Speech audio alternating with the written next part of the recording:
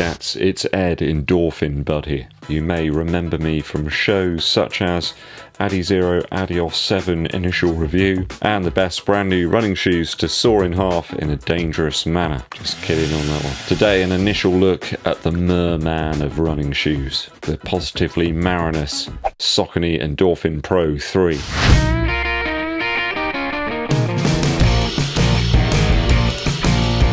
Thanks for tuning in, people, it's always appreciated. Hit that subscribe button and click the bell below for notifications so you're notified. Give this video a thumbs up, like, and also share it with your running buddies. Thanks to all of you that have subscribed. We've just hit 30,000 subscribers, which I'm over the moon with. I do appreciate all of the members and also those super thanksers and the people that tune in, day out. I really appreciate it, and thanks for helping us build the channel to where it is right now. I'm truly appreciative. This is a shoe that Saucony have fired over to me for testing. SAUCONY. But they're not going to be dissecting the details or vetting my views before you guys get a chance to consume them. Nor are they offering me doubloons in terms of changing my opinion. 244 grams here in my UK size 11, so that makes it 8.6 ounces in a US 12. The boys are fresh out the box with a zing of calamine lotion, or you could say garden centre. If you've ever bought like a new strimmer or maybe some seeds from the garden centre, you'll know what I'm talking about. There was a real waft of that as I pulled back the crinkly paper.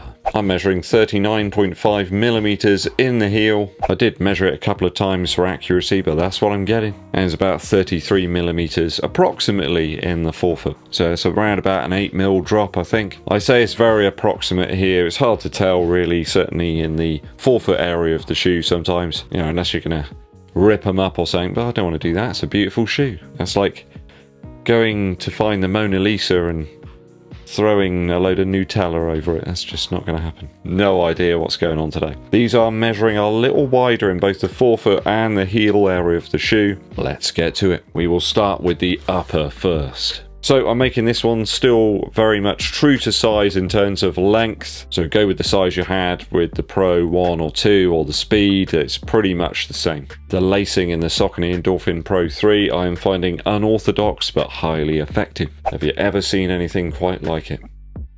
Certainly for my standard width feet, I managed to get a really good lockdown with this special lacing system. I used a runner's knot and I found lockdown very easy to achieve. The upper feels close to the Speed 3 in terms of the actual containing ability, but it's vastly lighter and much more breathable. Probably one of the most breathable designs actually that I've used in recent memory. Soft, flexible, and totally off the wall. It really is one of those shoe designs you take out the box and think, wow, why has no one thought of this before? It's like Aquaman and Portland Bill were asked to collaborate on a running shoe upper design. Sort of like a fishnet-like material, but it's just so light on foot you barely even feel it's there. And for once, these overlays that have been put onto the upper of the shoe actually do something. They're providing a little bit of structure to the whole thing. The holes cut out of the tongue aren't just there to look nice. It's kind of dead material there because the laces don't really apply any pressure on top of the foot.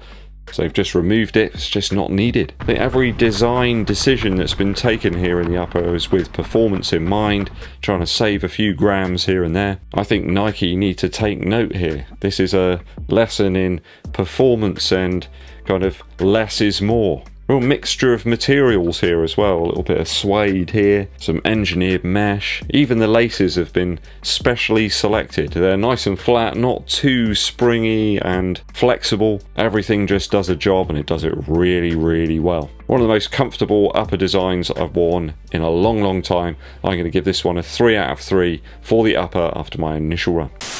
Midsole now. I felt like the material handled a range of different paces very well. It's not something that all super shoes do well, you know, running at a very easy pace and then sort of transitioning to quicker paces. Some of them just don't feel great at all at easy pace. I think that part of that is down to the slightly wider base and surface area that we've got in the Pro 3, by almost half a centimetre in the forefoot and close to a centimetre in the rear of the shoe. There's a bit of a D'Artagnan, you know, one for all and all for one type shoe, this one. Couples are still very nimble feel, but with a dollop of stability now as well. Now, I don't mean stability with like rigid elements there, it just feels more stable underfoot because there's a bit of a wider platform. And of course, you've still got the very, very low weight as well. Somehow they've managed to keep this one exactly the same weight as the previous model, yet you've got a lot more foam and a vastly better upper.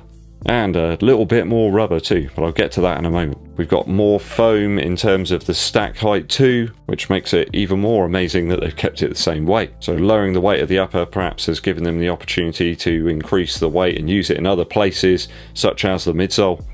We rejoice to the midsole masters. Gotta say, it felt rather spiffing at half marathon pace and below. That was a bit of a surprise really. I wouldn't hesitate to wear this shoe on some easier days actually. You could use it for any pace. You can use it for racing, training. I think Saucony have pulled it out the bag as well with the inclusion of what appears to be a Pebax insole, or Pebax, or however you want to pronounce it, that amplifies the cushion underfoot a little bit, taking it up to 11.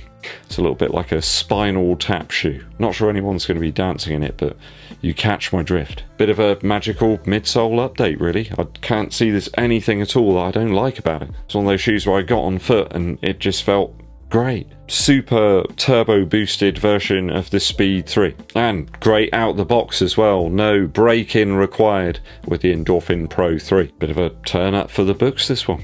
I just really like the attention to detail. Everything has gone into making improvements here. You can tell some thought has been put into the shoe, and I really applaud that. Well done, Saucony. I'm going to give it a 3 out of 3 for midsole. I don't think a running shoe midsole is going to get any better than this. It really is forgiving, fast, light, yet stable. Outsole now. It's new, it's good, and it's an improvement over the Pro 1 and 2. That was always my bugbear with the Endorphin Pro 1 and 2, and the Speed actually, to be honest, that the outsole just didn't quite live up to the excellent stuff we had above it. That's not the case now. We have a much thinner rubber design here, but there's more of it underfoot. And there's a little bit more coverage in the heel section of the shoe now. I think again that's boosting the stability. Obviously we have an increased surface area here on the bottom of the shoe, so that means more rubber, but they've actually switched up the actual pattern. That was always the problem really for me. It didn't quite work, didn't give me the traction that I wanted. That's changed now. Some really good grip on toe off. I ran on a variety of different surfaces and it felt assured on all of them. I have been able to test it out in the wet weather. Sadly it's bone dry out there at the moment. Now I could get the hose pipe out and sort of run around, but I think there's even a hose pipe ban possibly at the moment. I'm not sure if it's the same rubber compound that they've used here that was in the Pro 1 and 2. That was incredibly durable. I don't see there being any major issues with longevity. If it is the same stuff, there is a slight pattern on the outer edge of the lugs. That's boosting the grip a little bit. Then we do have these slats in the forefoot section of the shoe, which are a little offset. I think the only area on the outsole that's going to take a bit of a pounding durability wise is this medial area in the midfoot. I've hollowed out quite a lot of the foam here as well, where you've got the exposed carbon plate. I think it's large enough that you're not going to get any sort of stones or rocks, gravel and things get in there. I mean, you could get a very large stone in there, but I think you'd know about it and you'd have to land pretty much spot on to get it stuck in there. So I can't test the wet weather grip at the moment, which is the main thing, but I think the grip overall is improved. I'm gonna give it a 2.8 out of 3 for the outsole after my initial runs. Perhaps that will change and get even better if the wet grip is improved. Value now. Can you hear the squash? It's got that feel. I remember the same sort of sound when you first picked up the Vaporfly 4%. So value-wise, the Endorphin Pro 3 rocks in at 210 Earth credits, which, you know, it's right up there. I mean, it's around the same prices as the Asics Metaspeed Sky, plus you got the Adios Pro 3, though at least this one's still coming in cheaper than the Vaporfly Next Percent 2. Though this one offers up supreme stability, certainly in the heel, a superb upper fit. It is stellar, interstellar, and versatility across a range of paces as well. I'm not sure I'd really want to go out and run easy miles in a Vaporfly Next Percent. This one, I think I could just wear it and run anything I wanted to. It's no doubt going to appeal to the owners of the Speed 1, 2 or 3. It's like a race or super shoe translation of that one. Imagine all the elements you like about the Speed 3 just turned up to maximum. I found Power Run PB to be a very durable midsole material, and that being the case, I think you could use this one for longer training runs, maybe even some recovery runs if you wanted true squash. I don't think it's necessary to only reserve super shoes for racing now, or like premium workouts.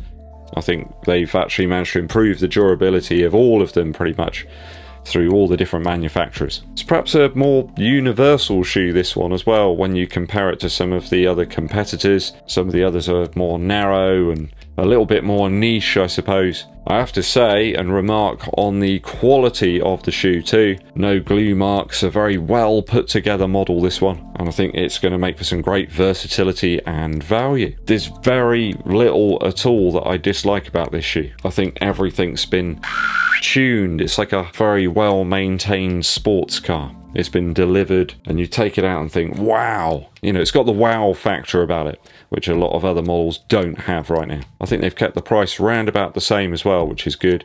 So if you are a fan of the Saucony Endorphin Pro series, I don't think this one's going to disappoint you. Is it worth the extra over the Speed 3? I do think it is this time. You've got a little bit more midsole foam there, and the quality of this one is right up there. Certainly when you compare it to some Nike offerings recently, which have been really shoddily put together. I'm going to give this one a 2.8 out of 3 for value after my initial run. Still coming in less than an Adios Pro 3 and a Vaporfly Next Percent 2. Let's not even talk about the Alphafly 2. If I've totaled the scores up correctly, that gives us an 11.6 out of 12 after my initial runs for the Saucony Endorphin Pro 3.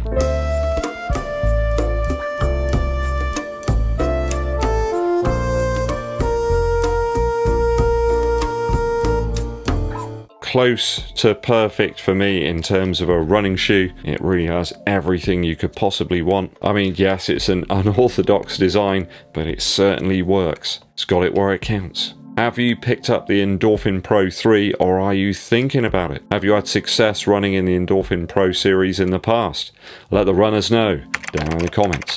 Musical interlude time for you. The fantastic Coming From Reality by Rodriguez is today's choice. I think this was released in 1971. I'm lucky enough to own a very original pressing of that. It does sound great. Overlooked though until recently with that fantastic film Searching for Sugar Man. Rodriguez almost saw into the future and saw what things were going to be like right now, and many of the protest-like songs on this album really ring true right now. I Think of You is one of the most beautiful songs you're ever going to hear. Light, gently brushed acoustic guitar string sounds. Some fantastic strings in there as well. You can imagine like a hazy summer day, people wandering through a cornfield or something. But it's only a memory Rodriguez is pulling from his mind. It started out so nice, and the last track on the album, Cause, they're a hard listen, but they're fantastic. I think Cause is probably one of the saddest songs you're ever going to hear. These beautiful soaring strings come in on the chorus.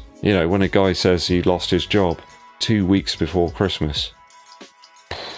Go and check this one out on your streaming service, or if you can find it on vinyl, it sounds even better.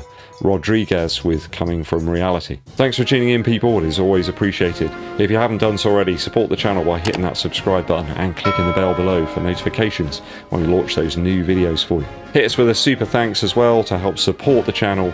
Keep those shoes rolling in. Again, big thanks to the members and the super thanksers, plus those regular viewers who are always there down in the comments. It's much appreciated. Give this video a thumbs up, like, and share it with your running buddies. My name's Eddbud, and I'll be seeing you